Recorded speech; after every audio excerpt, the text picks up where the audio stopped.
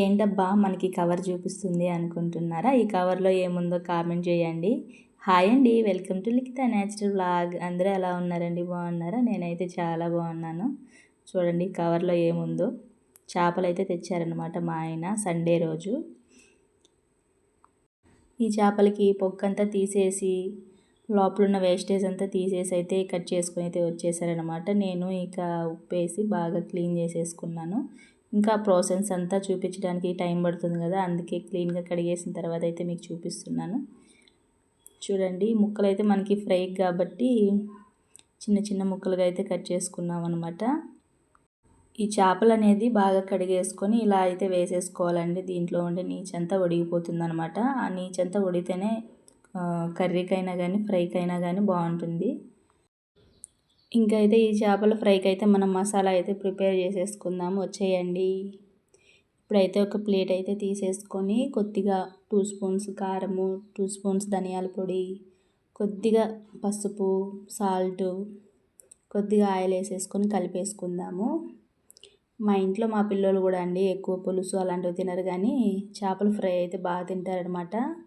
ఇకైతే మా ఆయన ఒక 2 కేజీస్ తీసుకున్నారు కాబట్టి నేను పిల్లలు వచ్చేసరికి 1 కేజీ అయితే చేశాను అనమాట ఈవినింగ్ టైంలో. మా పిల్లలు కూడా వేడివేడిగా పెట్టేస్తే వాళ్ళు కూడా చాలా ఇష్టంగా తింటారు.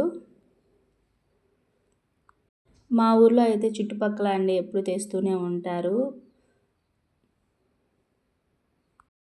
ఫ్రెష్గా ఉంటే తీసుకుంటాము, లేకపోతే లేదండి. ఎందుకంటే చుట్టుపక్కల వాళ్ళే కదా, ఏ టైం కంటే ఆ టైంకి తెస్తూ ఉంటారు. 1 కిలో వచ్చేసి 150, 120, 100 కూడా ఇచ్చేసి వెళ్ళే వాళ్ళు ఉంటారనమాట. ఇకైతే ఈ ఫిష్లో కూడా విటమిన్స్ ఎక్కువ ఉంటాయి కదా, సి విటమిన్ ఎక్కువగా ఉంటుంది కాబట్టి పిల్లలు తినకపోయినా వాళ్ళకి టేస్టీగా చేసి పెడితే తినేస్తారనమాట. ఇకైతే ఈ మసాలానంతా మనం ఇలా చేపలకైతే పూసేసుకోవాలన్నమాట. ఇంకా ఈ విధంగా పూసేసుకొని ఒక 10-15 మినిట్స్ అలా పక్కన పెట్టేయండి. బాగా మసాలా అంతా చేపకైతే పడుతుంది. ఇకైతే మా ఆయన 2 కేజీస్ తెచ్చారు కదా, 1 కేజీ అయితే ఫ్రిడ్జ్లో అయితే పెట్టేశాను. ఇకైతే 1 కేజీ అయితే ఇలా మసాలా పూసేసి ఫ్రైకి అయితే రెడీ చేసేసాను అనమాట. ఇకైతే ఒక ప్యాన్ తీసేసుకొని ఆయిల్ అయితే వేసేసుకుందాము. ఎక్కువ ఆయిల్ అయితే వేయకూడదండి, ఎందుకంటే మనము చేప వేసినప్పుడు ఈ మసాలా అంతా పట్టాలంటే కొద్దిగా ఆయిల్ వేసి పెట్టుకోవాలన్నమాట. మనం చేప వేసినప్పుడు ఒక హాఫే మునగాలన్నమాట చేపలు. ఎక్కువైతే ఆయిల్ వేసామనుకోండి మసాలా అంతా చేపకు పట్టదనమాట.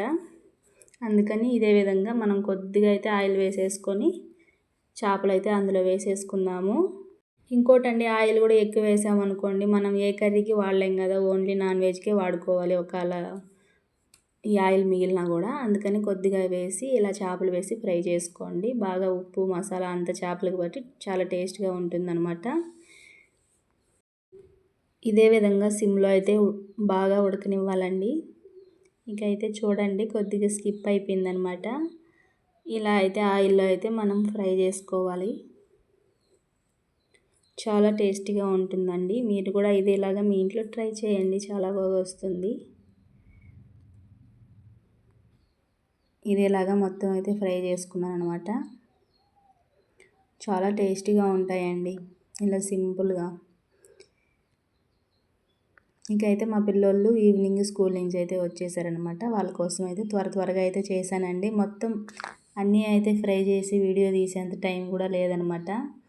ఇకైతే వేసినటివి 2 అయితే మా అబ్బడికి అయితే వేసి ఇచ్చాను, మా పాపకు ఒకటి, మా బబ్బులకు ఒకటి అనమాట. ఇకైతే వాళ్ళు ఇక చేపల పులుసు అలాంటివి తినరండి ఎక్కువ, ఇలాంటి ఫ్రై అయితే పిల్లలు తింటారనమాట.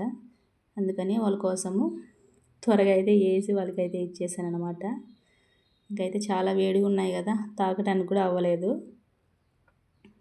ఓకే అండి, ఈ వీడియో చూసారు కదా, ఇంకొక వీడియో చూసేయండి ఫ్రెండ్స్. ఇకైతే నేను ఎగ్ ఆమ్లెట్ అండి, చాలా సింపుల్గా అయితే చూపిస్తున్నాను, చూసేయండి ఒకసారి. ఇప్పుడైతే ఆనియన్స్ సన్నగా కట్ చేసుకొని ఒక గిన్నెలోకి అయితే తీసేసుకోవాలన్నమాట. అందులో అయితే కారము, ధనియాల పొడి, సాల్ట్ వేసేసుకొని ఆనియన్స్కి అయితే బాగా పట్టే విధంగా కలిపి అయితే పెట్టేసుకోవాలి. మామూలుగా ఎగ్గులో వేయకూడదండి, ఇలా వేసామనుకోండి లైట్గా ఉండలు మాత్రం కట్టేస్తాయి. మనం ఎగ్లో అయితే వేస్తే కారము, ధనియాల పొడి ఇలాంటివి వేస్తాం కదా, అలా ఎగ్గులో డైరెక్ట్గా వేయకుండా మనం ఇలా ఆనియన్స్లో వేసి కలిపేసామనుకోండి, ఆ తర్వాత ఎగ్స్ కొట్టి వేసుకోవాలి. అప్పుడే బాగుంటుందన్నమాట. ఈ మసాలా అంతా ఎగ్కి బాగా పట్టేసి మనం ఆమ్లెట్ వేసుకున్నా కూడా బాగుంటుందన్నమాట తినటానికి. ఇకైతే నేను ఒక 3 ఎగ్స్ అయితే తీసుకున్నాను. అందులో అయితే కొట్టేసేసానమాట. చిన్న కోక్ అయితే తీసేసుకొని ఇలా అయితే మనం బాగా కలిపేసుకోవాలి. బాగా మిక్స్ చేసుకునేవాళ్ళండి. మనం ఎంత బాగా మిక్స్ చేస్తామో అంత బఫ్గా అయితే వస్తుందన్నమాట ఎగ్ ఆమ్లెట్. చూడండి మొత్తం ఇదే విధంగా కలిపేసుకొని మనము ప్యాన్ అయితే పెట్టేసుకొని దాని మీద అయితే ఆయిల్ అయితే పూసేసుకోవాలి. పూసేసుకొని మనము ఈ ఎగ్ మిశ్రమాన్నంతా ప్యాన్లో అయితే వేసేసానన్నమాట. నేను షార్ట్ వీడియో తీద్దామని షార్ట్ వీడియోలాగా తీసానండి. కాకపోతే ఫుల్ వీడియోకి అయితే యాడ్ చేసేసానన్నమాట. అందుకే మీకు సరిగ్గా చూపించలేకపోతున్నాను. అయితే ఈ విధంగా అయితే నేను మొత్తం పెనమంతా ఆమ్లెట్ అయితే వేసేసానన్నమాట.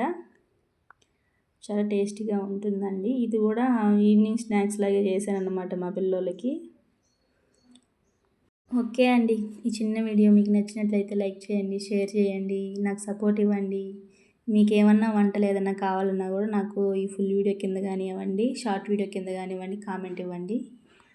మీకోసం అయితే ఖచ్చితంగా చేసి అయితే పెడతాను. ఒకసారి చూసేయండి ఆమ్లెట్.